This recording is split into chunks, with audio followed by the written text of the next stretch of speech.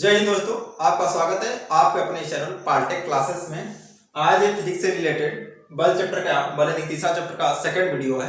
इसके पहले हमने संवेग तक देख लिया था, मतलब बल, और उसके बाद से संवेग तक और न्यूटन के गति विषयक ने यहाँ तक देख लिया था। अब इसके बाद से आगे वहीं से जारी करेंगे। तो इसमें पहले पढ़ना है कि बल तथा संवेग परिवर्तन में क्या संबंध होता है। बल तो जानते हैं किसी वस्तु का संवेग परिवर्तन की दर उस वस्तु पे लगने वाले बाह्य बल के बराबर होता है। यानी क्या कर रहे हैं हम, समय को लिखते हैं P से, समय को लिखते हैं P से। तो संवेग परिवर्तन की दर यानी कि डेल्टा P अपॉन T होता है, उस पर लगने वाले बाह्य बल F के बराबर होता है।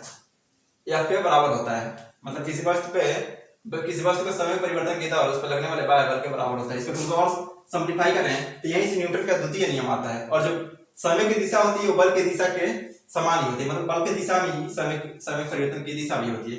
और डेल्टा P बराबर जानते हैं, P बराबर होता है mv, P बराबर होता है mv।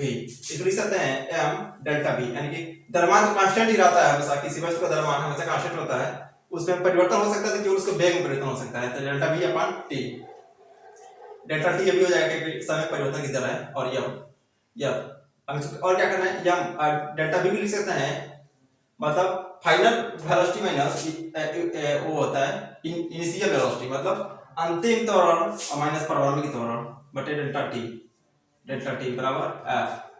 जानते हैं किसी वस्तु का जब समय परिवर्तन होता है तो स्टार्टिंग में उसका, यदि वस्तु विरामावस्था में है तो उसका वेग जो हो जाएगा वो 0 होता है। तो यहाँ से लिख सकते हैं, यहाँ से आगे यम भी अपॉन डेल्टा टी, या सीधे लिख सकते हैं आगे v माइनस u, यानी कि जब किसी वस्तु के वेग में परिवर्तन होता है समय के सापेक्ष उसको त्वरण कहते हैं। यानी कि इसको लिख सकते हैं m a बराबर f, तो यह बराबर m है, यहाँ से फॉर्मूला निकलता है यह बराबर m है। न्यूटन का द्वितीय नियम ये भी होता है कि किसी वस्तु का समय परिवर्तन की दर उस वस्तु पर लगने वाले बाह्य बल के बराबर होता है। तो यहाँ से निकल गया। यदि इसको और थोड़ा सा सिंप्लीफाई करें तो यहाँ से एक समीकरण और बनता है, डेल्टा P बराबर होता है f इंटू डेल्टा टी। इसको इक्वेशन नंबर 1 मान लें, अभी इसका जरूरत पड़ेगा। अब बात करें बल का, इंपल्स ऑफ फोर्स क्या होता है। तो जब किसी वस्तु पे बहुत कम समय अंतराल के लिए बल लगाया जाता है तो उस वस्तु का बल का आवेग कहते हैं। जैसे मान लीजिए कील पे हथौड़ी से किसी कील को चोट करते हैं तो बहुत कम समय के लिए बल लगाया जाता है, तो उसी को बल का आवेग, इंपल्स ऑफ फोर्स यानी कि बहुत कम समय के लिए बल लगाया जाता है तो उसे वस्तु का आवेग कहते हैं। वस्तु का आवेग क्या होता है, बल गुणे समय अंतराल। वस्तु का आवेग को हम लोग डिनोट करते हैं I से, इंपल्स डेल्टा I, इसको डेल्टा I से डिनोट करते हैं। बल का योग होता है बल गुणे समय अंतराल, यानी कि इसको लिख सकते हैं बल यानी कि F गुणे डेल्टा T, यानी कि डेल्टा I, यहाँ से लिख सकते हैं F गुणे डेल्टा I, ये होता है। अब आवेग और समय परिवर्तन में जो संबंध होता है, आवेग व समय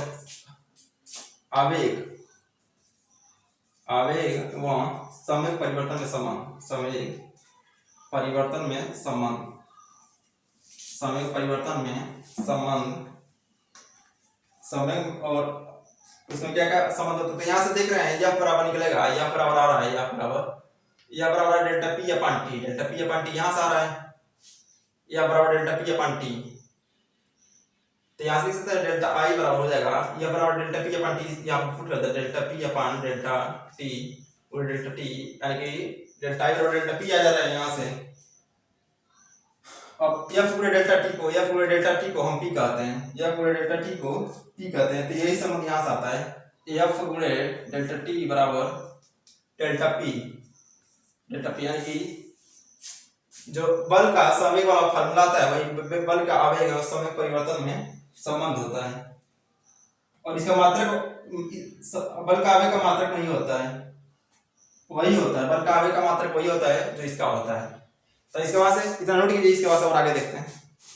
आइए देखते हैं भार की वेट। इसके पहले संवेग और बल का आवेग का मात्रक देख लें। तो बल का आवेग का मात्रक जो होता है, बल का आवेग यानी कि इंपल्स ऑफ फोर्स एंड समय का और इसका भी मात्रक, समय का भी मात्रक दोनों का बराबर होता है कि किलोग्राम मीटर प्रति सेकंड, या इसी को लिख सकते हैं न्यूटन सेकंड इसी को लिख सकते हैं। तो ये होता है बल का आवेग का मात्रक और समय का मात्रक किलोग्राम मीटर पर सेकंड होता है। और अब बात करें भार क्या होता है। जब पृथ्वी पृथ्वी के अंदर गुरुत्वाकर्षण बल होता है, जैसे मान लीजिए पृथ्वी है तो पृथ्वी सभी वस्तु को अपने केंद्र की तरफ खींचने का प्रयास करती है। जैसे मान लीजिए कोई यहाँ पे आदमी खड़ा है, यहाँ पे कोई आदमी खड़ा है, तो आदमी का भार जो होगा उसके, यदि मान लीजिए उसका द्रव्यमान यम है और उसका जो मूर्ति त्वरण है उन दोनों का गुणनफल होता है, वही इसका भार होता है। यानी पृथ्वी प्रत्येक वस्तु को अपनी केंद्र की ओर खींचती है और इसके द्वारा जो आकर्षण बल लगाती है वही उसका भार कहलाता है। जैसे मान लीजिए पृथ्वी कोई व्यक्ति खड़ा है और इसका द्रव्यमान यम है और इसका पृथ्वी के आकर्षण के द्वारा उत्पन्न मूर्ति त्वरण जी है, तो जो इसका वेट हो जाएगा W हो जाएगा। और W होता है क्या है, जब कोई व्यक्ति खड़ा है तो ये नीचे की तरफ एक बल लगाता है। तो पृथ्वी क्या करती है, जब न्यूटन के तृतीय नियम पढ़ते थे क्रिया प्रतिक्रिया का नियम, तो जानते हैं कि प्रत्येक वस्तु की क्रिया के बराबर प्रतिक्रिया होता है। यानी कि यदि वस्तु पृथ्वी पर एम जी का फोर्स लगाता है तो पृथ्वी इसके ऊपर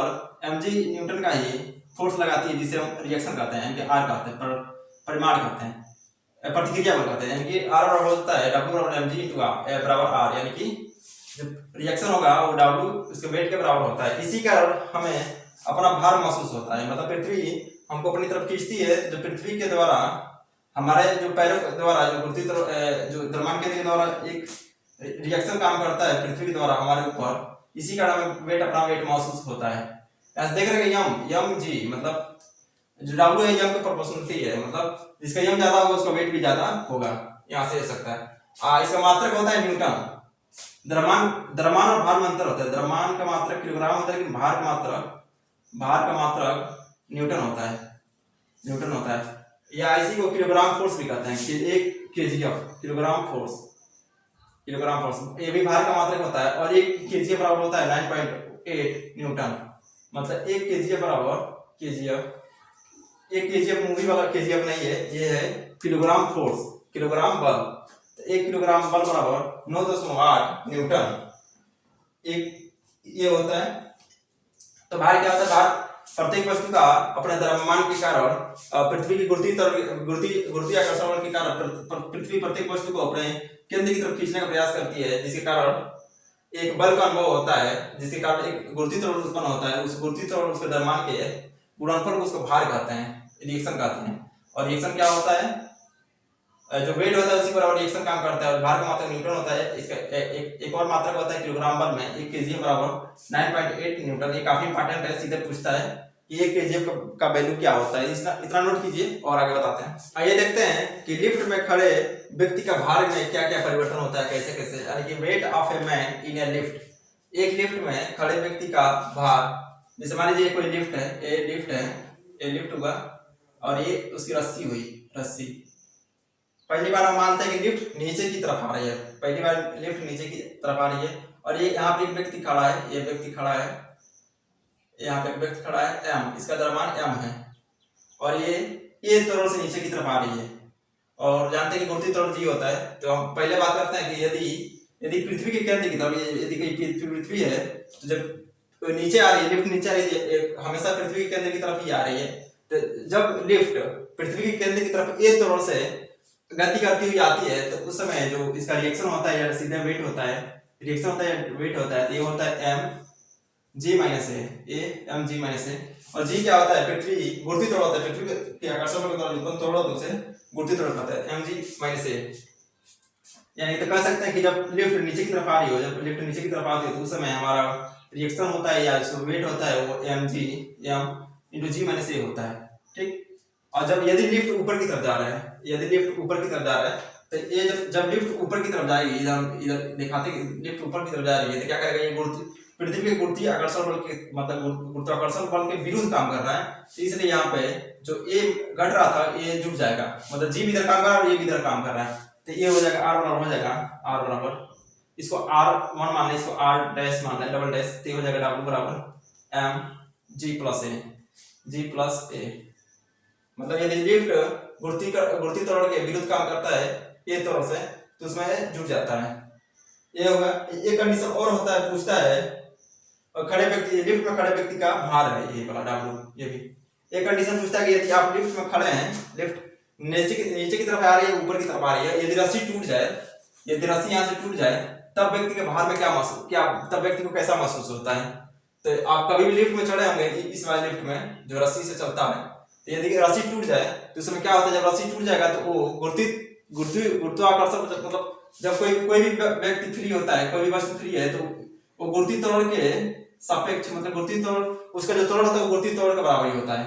लेकिन लिफ्ट में क्या करते हैं कि अपने यांत्रिक इलेक्ट्रिक करंट के द्वारा इसके त्वरण को घटा या बढ़ा सकते हैं। तो मतलब इसमें दो त्वरण काम करता है, एक तो गुरुत्वीय त्वरण काम करता है नीचे की तरफ, और एक मशीन का त्वरण काम करता है जो मशीन के द्वारा उत्पन्न होता है लिफ्ट का। तो यदि लिफ्ट का रस्सी टूट जाए, लिफ्ट का रस्सी टूट जाता है तो क्या करता है, ये फ्री हो जाता है, जो लिफ्ट होता है वो फ्री हो जाता है त्वरण करने के लिए।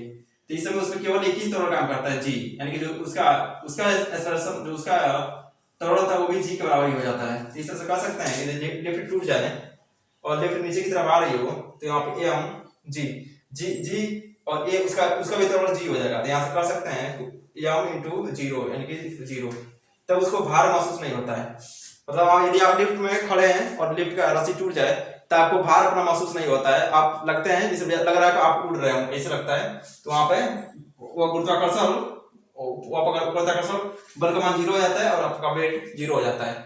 तो इतना नोट कीजिए और बताते हैं। आइए देखते हैं law of parallelogram of forces, मतलब बलों के समांतर चतुर्भुज का नियम। काफी इंपॉर्टेंट है, आप मैकेनिक्स पढ़ाएं या फिजिक्स पढ़ाएं, ये बहुत इंपॉर्टेंट रोल अदा करता है। तो सबसे पहले हम दो बल मान लेते हैं, माना दो बल P और Q है और इनके बीच का कोण थीटा है। दो बल P और Q है, इनके बीच का कोण थीटा है। तो सबसे पहले इन बलों की रचना करते हैं। तो मान लीजिए एक बल P इधर मान लेते हैं और एक बल Q इधर मान लेते हैं, इनके बीच के एंगल थीटा मान लेते हैं।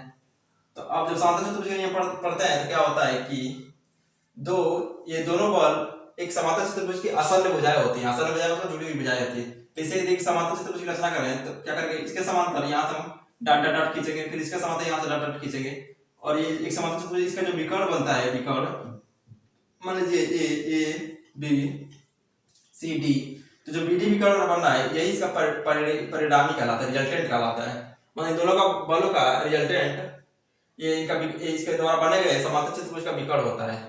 तो यही law of parallelogram of forces हम क्या ज्ञात करते हैं, दो बल दे दिएगा उसको परिणामी ज्ञात करते हैं। मतलब इन दोनों बलों के परिणामी के रूप में किसको लिख सकते हैं, उसको ज्ञात करते हैं। तो मान लीजिए दो बल है P और Q, उनके बीच एंगल थीटा है, तो यहाँ से हो जाता है इनका परिणामी रिजल्टेंट का वैल्यू आता है R बराबर under root P square plus Q square plus 2PQ cos theta. अब थीटा यहाँ पे केवल थीटा मतलब यहाँ पे पूरे रिजल्टेंट का मान इसके एंगल पर निर्भर करता है। यदि एंगल 90 डिग्री पे है तो इसका मान कुछ और आएगा, 0 डिग्री पे है तो इसका मान कुछ और आएगा। तो यहाँ से कर सकते हैं। उसमें से क्या करें, यदि मतलब रिजल्टेंट का है तो रिजल्टेंट का एंगल पूछता है कि एक बल से मतलब दोनों बल से कितना एंगल बनाता है। तो यदि P से बात करेंगे, P से कितना एंगल बनाता है, P से एंगल को अल्फा मान लें और Q से एंगल को बीटा मान लें, तो जो रिजल्टेंट R है, R रिजल्टेंट है वो P से कितना एंगल बनाता है, इसके लिए हो जाएगा tan अल्फा बराबर हो जाएगा Q cos theta upon P plus Q sin theta. इसका वैल्यू ये हो जाएगा P plus Q sin alpha. और यहाँ पे थोड़ा सा एक मिस्टेक हुआ है, यहाँ पे sin cos होगा, हाँ ये होता है Q sin theta upon P plus Q cos theta. Theta क्या है, दोनों कोणों के बीच के एंगल है। तो ये होगा इसी तरह tan बीटा निकाले, tan बीटा निकालेगा तो tan बीटा निकाले तो tan बीटा क्या हो जाएगा, यहाँ पर Q लिया है तो यहाँ पर P दे देगा, P sin theta upon Q plus P cos theta. इसके पहले भी इस नियम को बताए थे, आप वो वीडियो नहीं देखे तो वहाँ पे देख सकते हैं, वहाँ पर अच्छा मतलब ऐसे ही वहाँ बताए थे तो आपको ज़्यादा क्लियर हो जाएगा।